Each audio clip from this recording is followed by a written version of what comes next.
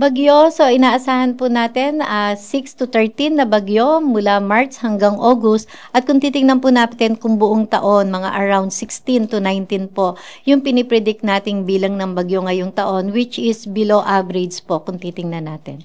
Ano yung possible reason kung bakit below average yung expected nating typhoons to this year compared dun sa previous years?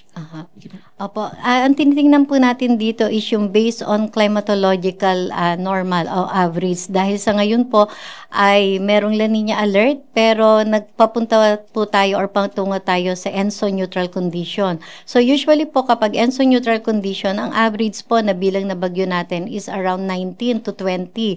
So kung i-consider din naman po natin yung trend nung bilang ng mga bagyo during the past 65 years based dun sa historical data natin, decreasing po yung trend. Kaya that is why 16 to 19 po yung ating forecast na bagyo based dun sa historical trend at based dun din po dun sa average na bilang ng bagyo kapag walang El Nino or walang La Nina.